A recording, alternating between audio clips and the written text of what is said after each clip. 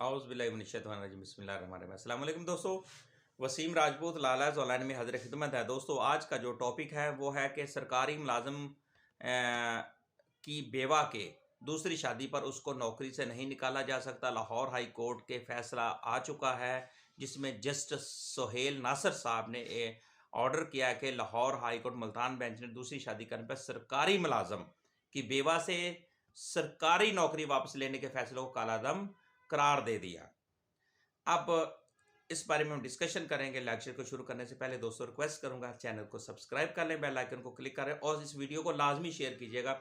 बेतहाशा इस तरह की बेवा औरतें बेचारी उनके हस्बैंड सरकारी मुलाजिम फौत हो गए हैं, रुल रही हैं बेचारी, उनको नौकरी नहीं उनके कोटे में मिली, अगर मिल गई है उनको निकाल दिया गया। वो गुर्बत की वजह से या किस वजह से बेचारी नहीं दोबारा बहाल हो सकी, अदालत का सहारा नहीं ले सकी, तो इस बारे में इस वीडियो को लाजमी शेयर कीजिएगा।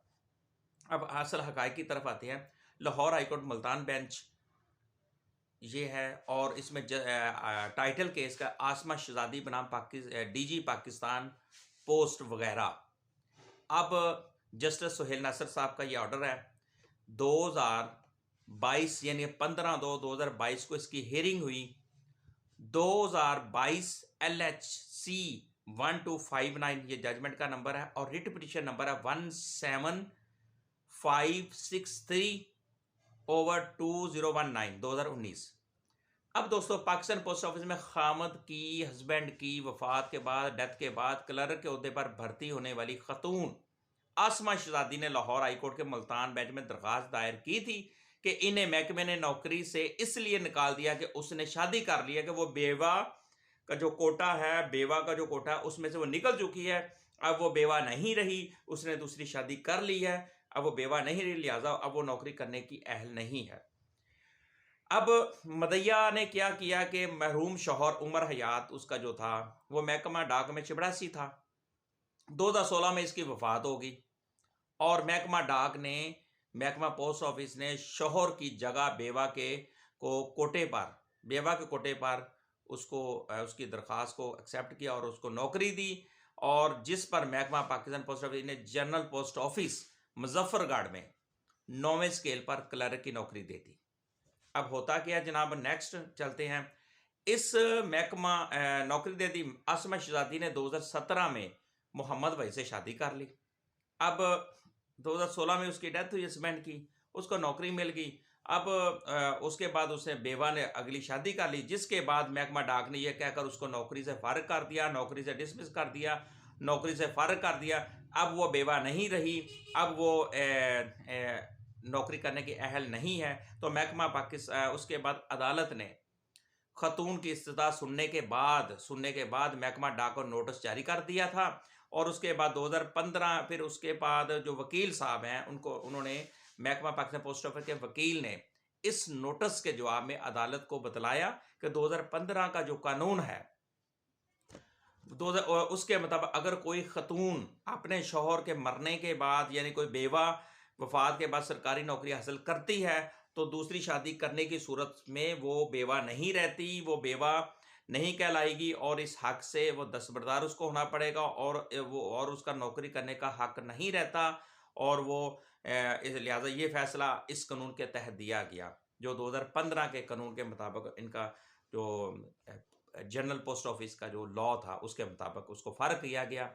और दोस्तों फिर क्या होता है दोस्तों, जस्टिस सुहेल नासर साहब ने दोनों तरफ के दलाइल सुने और इस डिस्कशन के बाद, आर्गुमेंट्स के बाद अपने फैसले में लिखा कि शादी एक मजहबी फरीजा है। इस मजहबी फरीजा होने के साथ साथ एक अखलाकी तोहफ़्फ़ुज़ और समाजी मुआहदा होता है।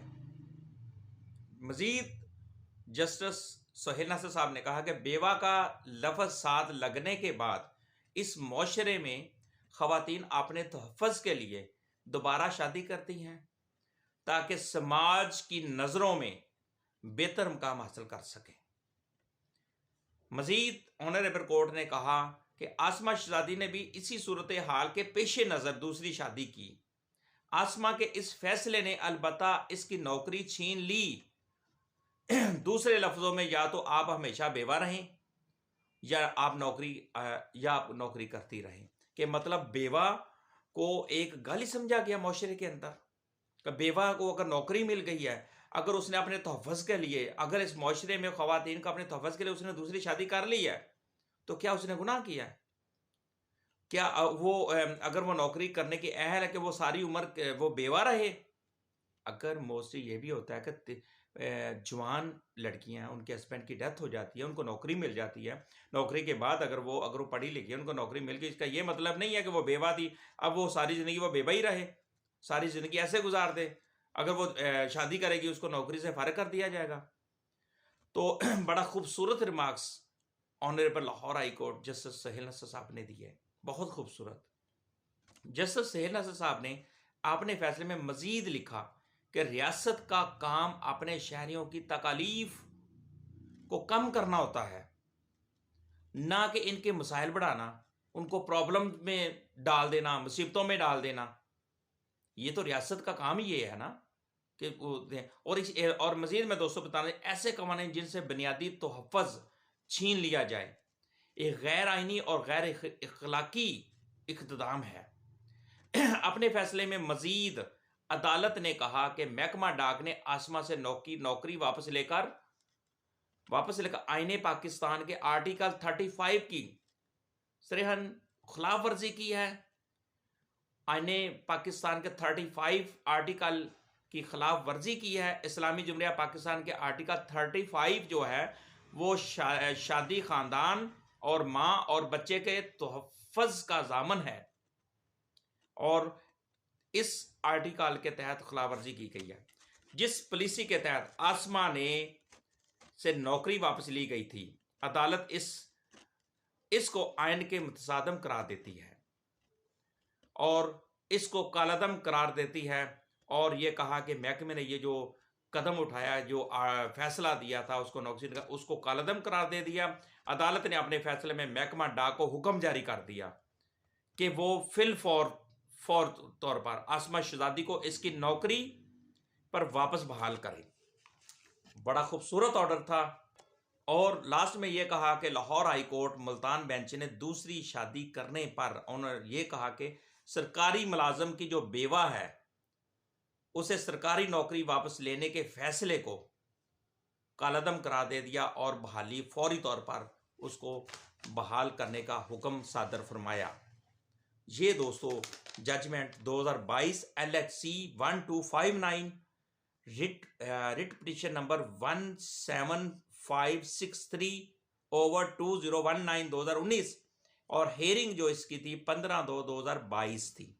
जस्टिस सहेल नसर साहब की ये जजमेंट है, बहुत खूबसूरत जजमेंट है। सरकारी मुलाजिम की बेवा की दूसरी शादी पर भी उसकी मुलाजमत बरकरार रहेगी। उसमें यह नहीं है कि वो उसने आगे शादी कर लिया है, उसकी नौकरी से उसको फ़र्क कर दिया जाए। तो दोस्तों मुझे अपनी दुआ में याद रखिएगा, और एंड पे एक रिक्वेस्ट करूंगा कि चैनल को सब्सक्राइब करने के बाद आप प्लीज़ वीडियो को भी आगे शेयर किया करें। ये वेरी इंपॉर्टेंट आज का लेक्चर है, और इस तरह के बहुत ज़्यादा औरतें हैं जिनके हस्बैंड उनकी डेथ हो गई है, उनकी कोटे में उनकी बीवियों को नौकरियां नहीं मिली। अगर वो नौकरियां मिल जाती हैं, अगर वो शादी कर लेती हैं, उसका ये नहीं है कि वो उसको नौकरी से फारिग कर दिया जाएगा। हमारा आईने पाकिस्तान का 35 आर्टिकल इस चीज़ का तहफ़्फ़ुज़ देता है। मुझे अपनी दुआ में दोस्तों याद रखिएगा। जहाँ रहें सलामत रहें। अल्लाह पाक आप सबके रिज़्क़ में इज़ाफ़ा फरमाए। अस्सलाम वालेकुम।